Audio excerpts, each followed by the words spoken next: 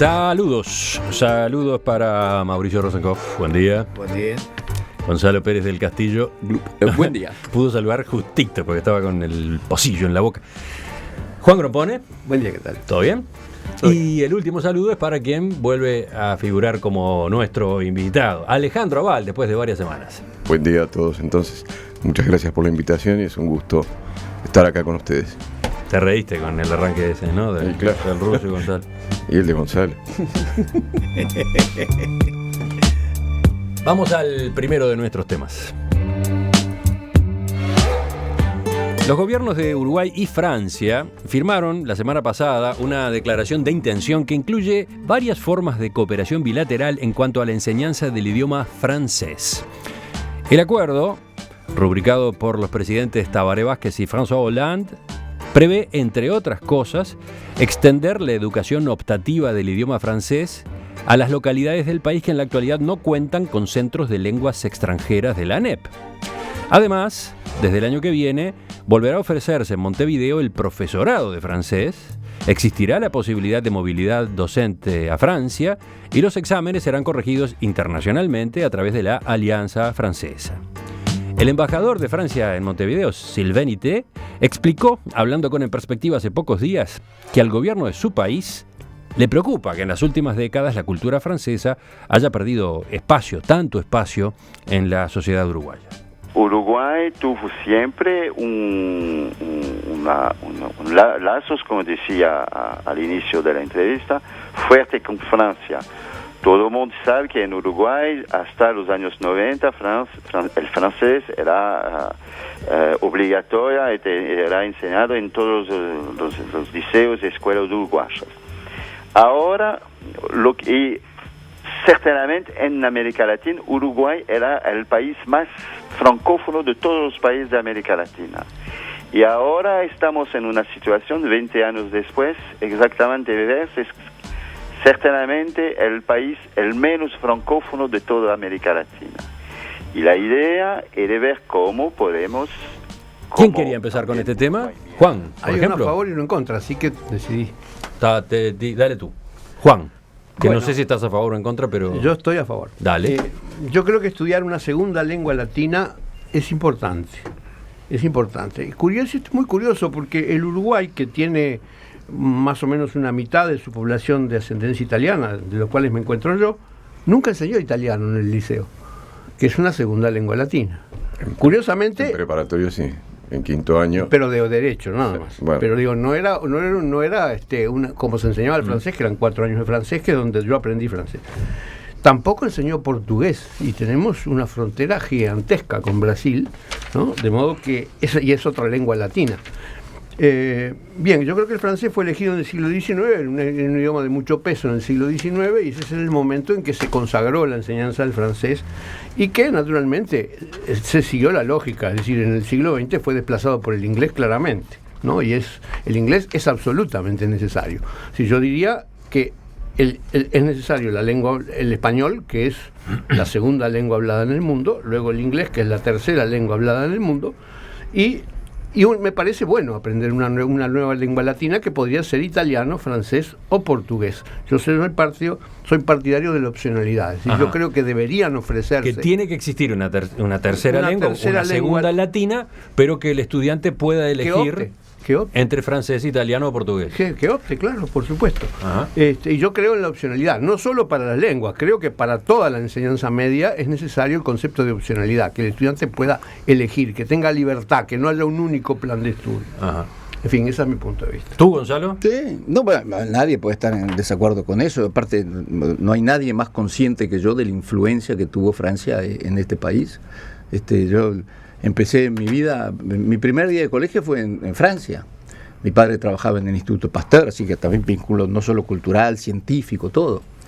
Estuve ahí 5 años, yo jugaba con mis amigos en francés, con mis hermanos hablaba francés. Digo, la influencia del francés acá fue tremenda. Cuando vino el presidente de Gaulle acá fue recibido como un dios, creo que fue en el año 64.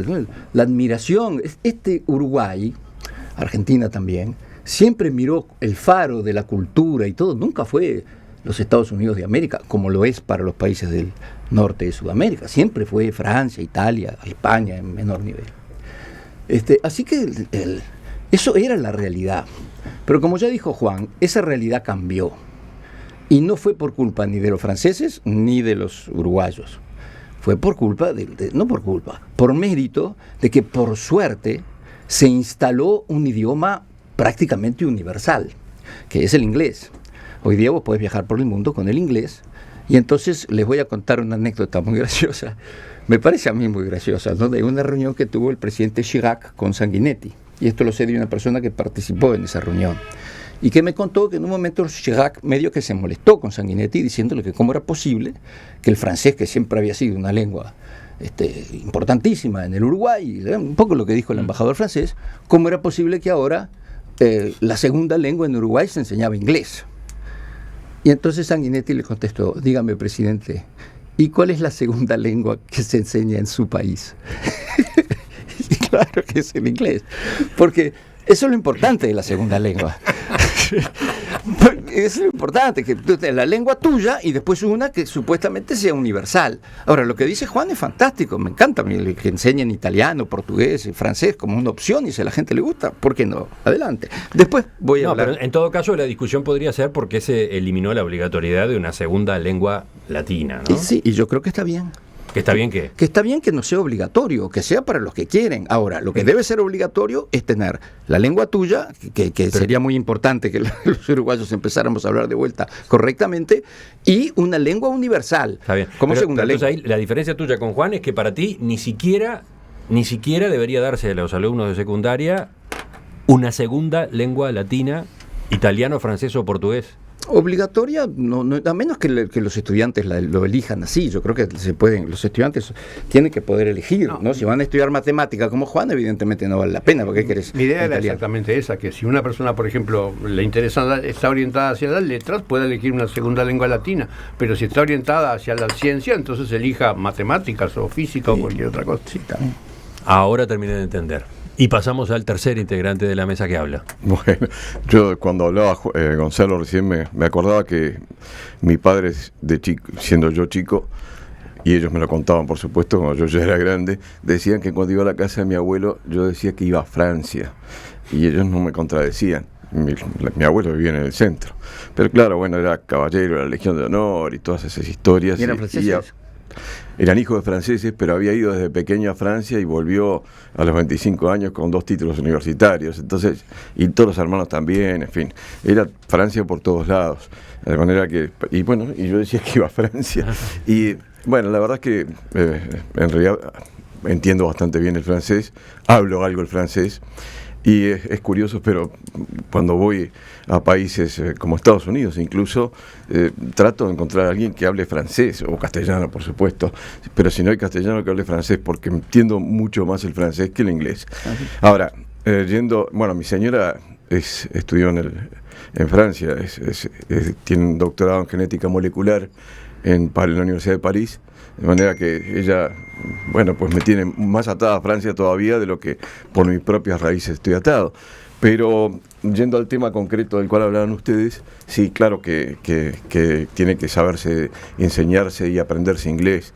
Es una lengua universal, aunque es más universal el mandarín que el inglés, ¿no? Pero bueno, es más universal, más universal en cantidad de gente. Bien. Hay mucho más gente que habla mandarín o cantonés que no, mandarín, cantonés. Bueno, está bien. Mandarín. Pero igual no es universal, es chino. Es chino, pero resulta que son muchos más que todos los que hablan inglés en el mundo. Eso no es universal. Bueno, de todas maneras, está bien que se hable inglés, pero creo que estaría muy bueno que realmente se implantara la posibilidad de que la gente pueda elegir algo que se cortó de golpe, que era el francés. Nosotros 4, quizás los 5, estudiamos 4 años de francés en el liceo. Y bueno, pues nos resultaba, sí, era demasiado capaz, pero está bien. Yo estudié mucho más que eso. No, pero claro, si hiciste la escuela en Francia es natural. Francés hasta el final. Es como aquel portugués que se asombraba tanto de que todos los niños en Francia, desde su más tierna infancia, supieran hablar francés. Pero bueno, pero realmente la multiculturalidad creo que impone necesariamente de que se aprenda más de una lengua, y si se tratan de lenguas cercanas a la nuestra, como puede ser el portugués o el francés o el italiano, pues bien recibido, que eso, no sé, incluso si no debería ser obligatorio algún año de alguna de esas lenguas, por lo menos para las opciones no tan tecnológicas, ¿no, verdad? Hay una cosa que está fuera de discusión. Nosotros siempre hemos estado tocados por la cultura y por los vínculos con Francia en ese rubro, en literatura, en arte, digamos, nos ha tocado muchísimo en todos. Y hubo algo que se modificó y que tiene que ver como diría Juan, con la economía, que tiene que ver con el mercado. En determinado momento tenía más peso para el estudiantado dominar el inglés por acceso al mercado y por acceso a las relaciones que lo que tenía el francés. Pero hay lugar para todos. Cuando tú mencionabas lo del mandarín, lo iba a mencionar. Yo creo que también en algún momento va a tener que haber un rubro para enseñar mandarín, porque en este momento el gran peso económico de las relaciones lo empiezan a tener para ese lado. Y lo que creo que es lo que es muy importante. La propuesta de Juan, la opcional también. Mira, hay muy poco portugués también acá, pero es muy importante retomar el francés. Y ahora, en este viaje de Tabaré y su comitiva a Francia, se han firmado acuerdos que incluyen becas que firmó la universidad, un poco para retomar un poco el nivel aquel que un día me sorprendió estando en el hall del Solís, y estaciona un auto y baja una señora con su sobrina, y entonces con gran compostura se dirige a la caja, a la boletería, entonces con una solvencia que a mí me dejó anonadado, dijo: por favor, un palco avant la fête. Emiliano, me dejas un comentario. Sí, una cosa que a mí me asombra, y creo que a cualquiera de nosotros, es ver a nuestros hijos, o no digo ya los nietos, pero nuestros hijos de 35, 30, 25 años, y que les das un texto en francés y es como si le hablaras en mandarín. Digo, cuando a uno le resulta tan sencillo leer, es prácticamente como leer en español, ¿no? ¿Verdad? Creo que para cualquiera de nosotros. Me decepciona y me resulta curioso, además, porque pero ¿cómo no entendés esto que es tan sencillo? Nada, no hay manera, están bloqueados. En cambio, claro, el inglés todos lo dominan, ¿no? Y eso está bien que dominen el inglés, pero estaría muy bueno enriquecer su visión del mundo, más teniendo presente la influencia que ha tenido Francia en el Uruguay en todo, absolutamente en todo, incluido por supuesto la institucionalidad misma a partir de la Revolución Francesa, que no se la suele mirar como el germen del republicanismo uruguayo, pero lo es, lo es. El código napoleónico. Hoy en secundaria el francés es optativo, pero para quien opta por él está la necesidad de concurrir a los clases centros extras, de lenguas extranjeras de la ANEP. Clases extras. Y bueno, y pasa, por ejemplo, que hay localidades del interior donde esos centros no existen, ¿no? Por eso es que, entre otras cosas, en este acuerdo que se firmó, se maneja la posibilidad de extender la educación optativa de francés a los lugares del país que hoy no tienen con este instrumento a su disposición, ¿no? ¿Puedo decir algo? Porque todo el mundo está tan francés, yo quiero decir algo en contra. ¿Pues es posible? Pero no, te pregunto porque como sos chevalier des arts et des lettres, no sé, capaz que te ofendés, no lo sé. ¿Se puede decir algo en contra? Absolutamente. Bueno. ¿Quién pudo alguna vez imaginar capaz que tus títulos te condicionan? No, para nada me condiciona. Absolutamente. Bueno, voy a decir algo en contra. En todo esto que el señor embajador menciona y que es cierto y que nos hemos distanciado de Uruguay y Francia, el que se distanció fue Francia, no fue Uruguay. Ajá. ¿Está? La culpa del distanciamiento, ya dije en mi primera intervención, que siempre es la más objetiva, ya dije, la culpa no fue de nadie, el inglés se impuso, y por suerte que se impuso. Nunca el mandarín va a ser una lengua universal. Los mandarinos estudiarán mandarín y después estudiarán inglés, porque con eso se entenderán con el resto del mundo y nadie va a estudiar mandarín. Así que la lengua universal va a ser en inglés seguro. Vino con definiciones terminantes. No, es que es así, ¿quién va a estudiar mandarín?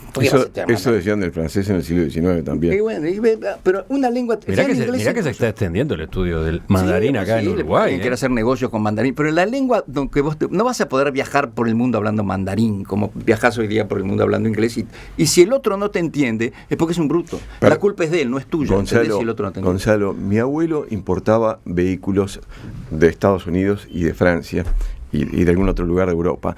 Y te hablo de 1920, 1930, y tengo una carta en la cual se dirige a los fabricantes en Estados Unidos, era la firma Essex Hudson, y les dice, por favor, mándennos los catálogos de propaganda con las explicaciones escritos en español o en francés, porque aquí nadie entiende el inglés.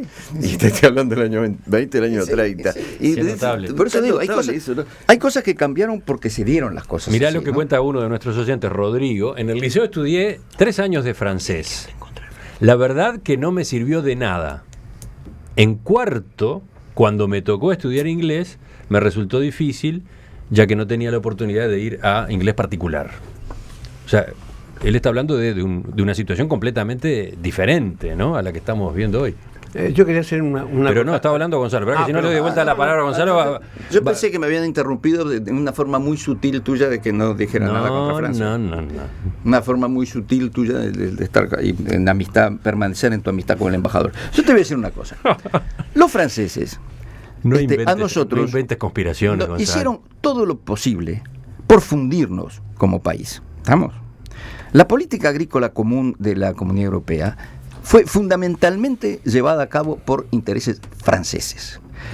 Y no solo hicieron subsidiar su agricultura porque decían que la defensa nacional y que habría que tener cosas que eran absurdas, que ellos tenían que tener su producción agrícola, porque no solo subsidiaron a niveles absurdos su agricultura, nos cerraron los mercados que eran los mercados tradicionales del Uruguay. El Uruguay siempre le exportaba a Europa casi todos los productos agrícolas de zona templada iban para allá, sino que además subsidiaron las exportaciones, hicieron dumping de todos los productos que nosotros vendíamos al mercado. Así que no solo nos cortaron sus mercados, subsidiaron su agricultura y hicieron dumping con todos esos productos en el mercado internacional, con el cual Uruguay tuvo un retroceso económico terrible, porque evidentemente era muy difícil competir con los subsidios que daban estos señores.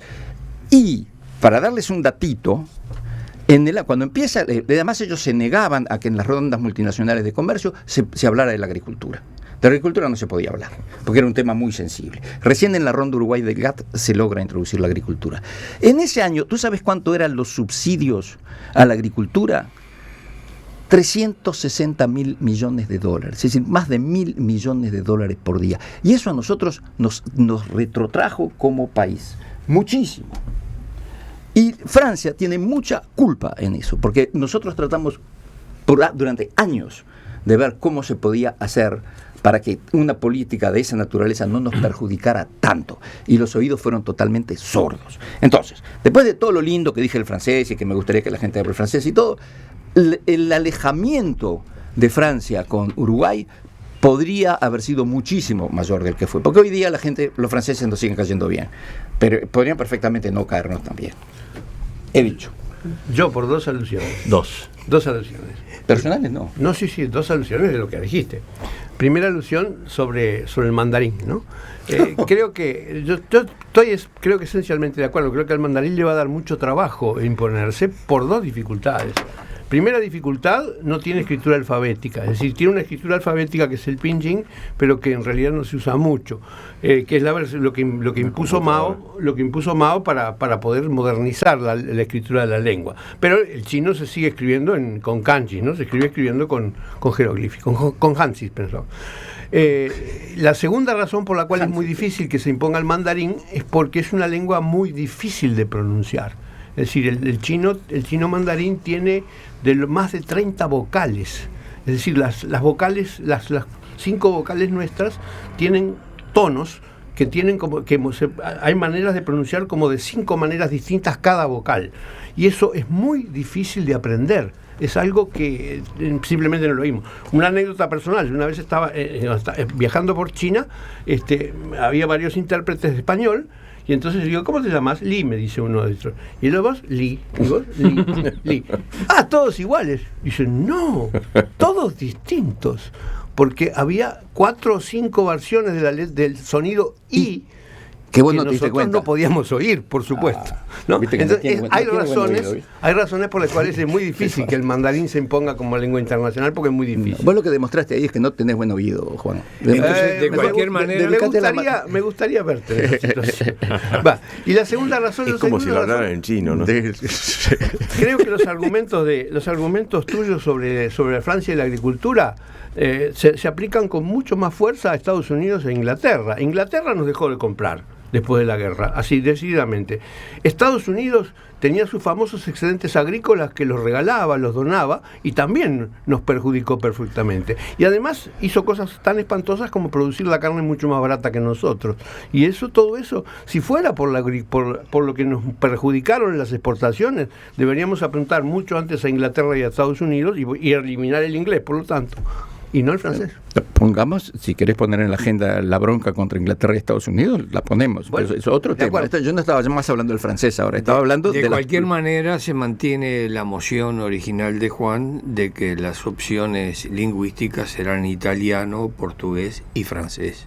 Es decir, la moción de sustituirla por mandarín la dejamos de lado. Bueno, pero no estaría mal lo de pensar en serio en el mandarín. Aunque sea, no, por supuesto que no como lengua universal, como decía Gonzalo, sino como una posibilidad de tener un intercambio comercial muchísimo más fluido, que así dicen que es cuando quien es el interlocutor sabe mandarín.